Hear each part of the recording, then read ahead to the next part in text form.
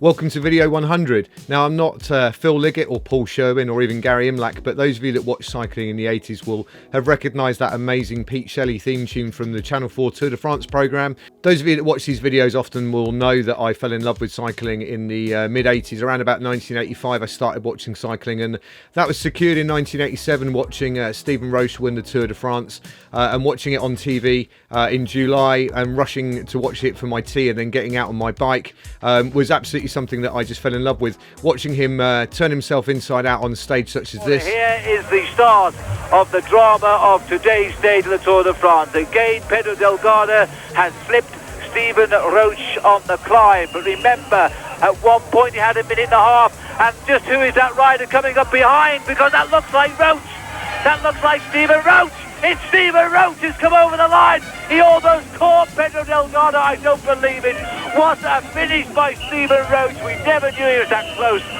Steven Roche has risen to the occasion so well.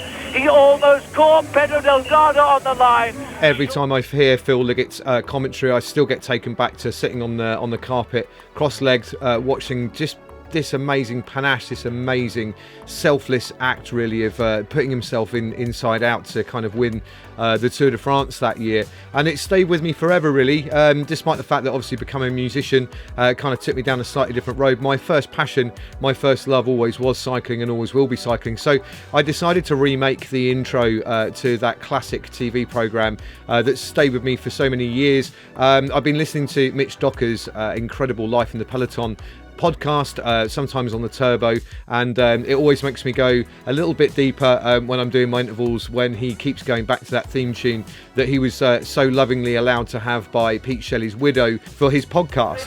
From here, as they're forcing back cameras and photographers who are trying to see Steven Roche. You might be able to hear them shouting here, but Steven Roche is still sitting calmly on the floor.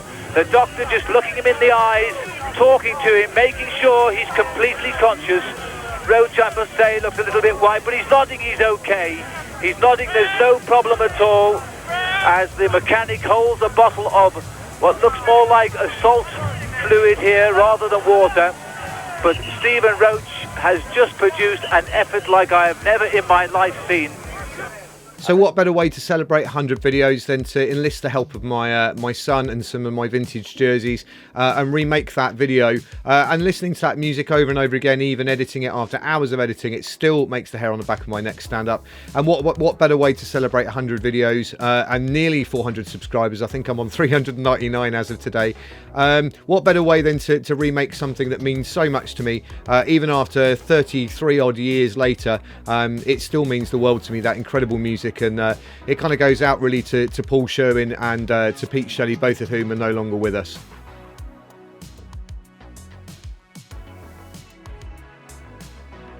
So over the last couple of weeks, we've been looking at what I consider to be the core three things that go into our training, starting off with stamina work, so our endurance base, our aerobic base to kind of put everything else on top of our foundation, and then our speed and our strength work, our intervals and our hill reps kind of thing.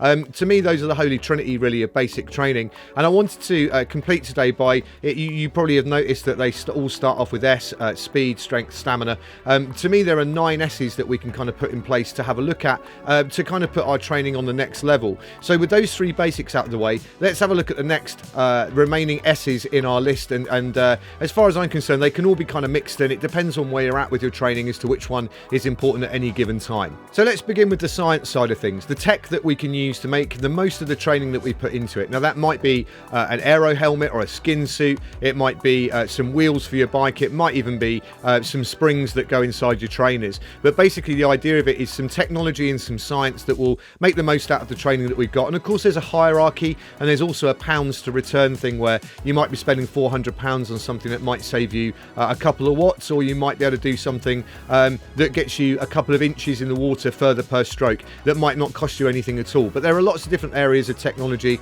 and let's face it, some things are sexier than others, and we all have a little aesthetic in ourselves that makes us want to go for certain things over others. The next one's psychology. Now, of course, I'm kind of playing with the wording a little bit here, but we're still going to stick with S for it.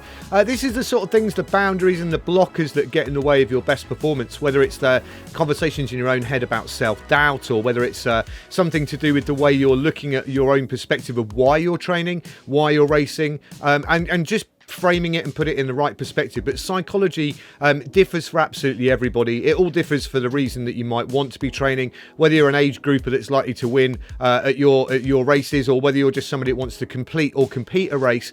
It's going to be slightly different for everybody, but psychology is definitely something that could be looked at to make improvements, as we know with even the pros that do this. Okay, next up is suppleness. Now, in the previous videos, I was talking about developing strength so we can travel further per stroke, pedal revolution, or stride that we take. But there's no point in doing that if things like our hip flexors and hamstrings aren't supple enough to allow us to take those longer strides or longer strokes or longer pedal revolutions. So suppleness and kind of getting that development in your body, that flexibility, is something that we need to look into as well.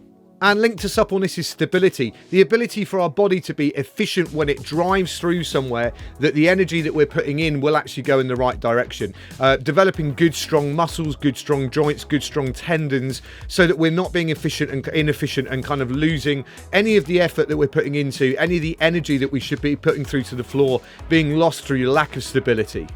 The next one is sustenance, so nutrition, fueling, eating. Some of that might, in my case, be to do with weight management, so that might push it up the level of hierarchy compared to other things, where looking at technology and science is absolutely pointless until my weight's lower, because I could spend thousands of pounds on more aerodynamic kit, but if I lost a couple of kilos, that's going to make me smaller and more efficient through the air anyway. So it's going to be different for everybody, but in terms of sustenance, on one end it might be to do with weight management, but right the way through to the other end of it, where we might be looking at fueling during a race strategy, and knowing what we're doing when we're kind of fueling a long day out, if we're doing Ironman or half Ironman, and getting ourselves ready and fueled ready for the races that we're doing. Take a look at this amazing video of Patrick Langer going through the feed station at Kona, and how he knows every single step of what's going on in terms of what's coming next, whether it's a cold sponge that he needs to put down his tri-suit, or whether it's Coke, or whether it's nutrition that he needs to put in his mouth.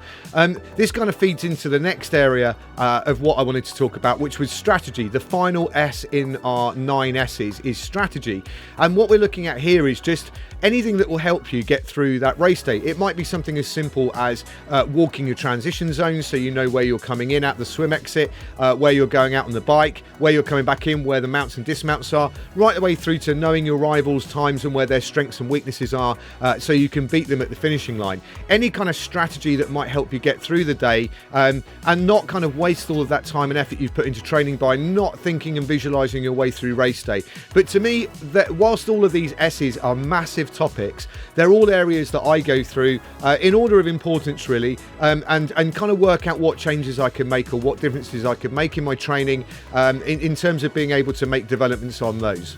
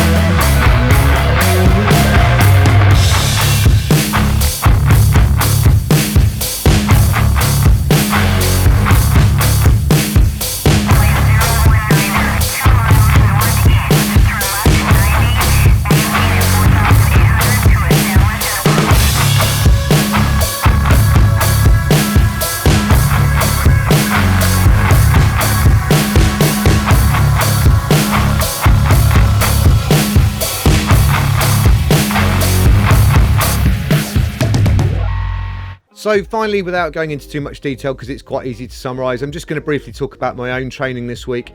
I've done just under 5 hours on the bike, mixing up with one long ride out in the real world, and several interval sessions, mainly on the turbo. Some of those I've been doing at low cadence to try and develop a little bit of strength, and some of them I've been riding at 91 RPM just to kind of get that speed work in. So everything that I've been covering with the bike has really hit those areas of stamina, strength and speed, and the same with the runs. One long run out with Bex, and then I've done a couple of interval sessions, which I've really enjoyed actually. I did an old school 8x500 meter session on 90 seconds recovery, which felt really, really good and strong.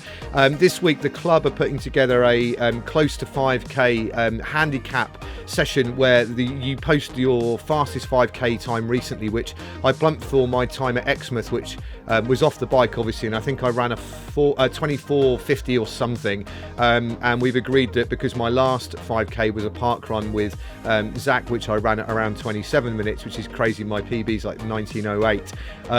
It just seems so crazy to be running so slowly at the minute, but it's all about getting back to trying to do the best you can at the time. So we've agreed on a sort of averaged out PB of 25:30, and I'm going to run a 5k this week to see how close I can get to that. It's a club handicap run, so it's like a virtual race really, which should be really good fun to take part in.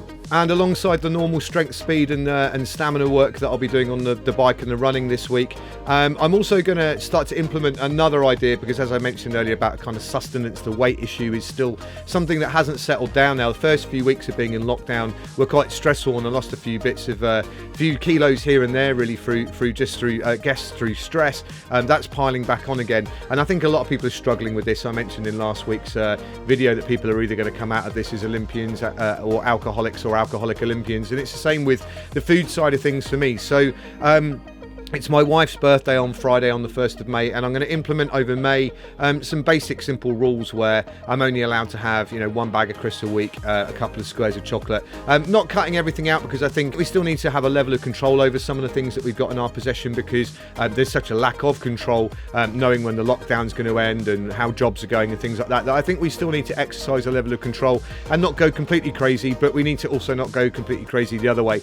So I'm just going to set myself some simple basic rules from Friday onwards throughout May, and basically just try and cut back on the things that I'm overeating on, because the amount of training that I'm doing, 5 hours on the bike, 3 hours running a week, that should be more enough to be losing a few pounds, and as it's standing at the minute I'm not gaining or losing anything. But anyway, that wraps it up pretty much for this week. Thanks for watching video 100.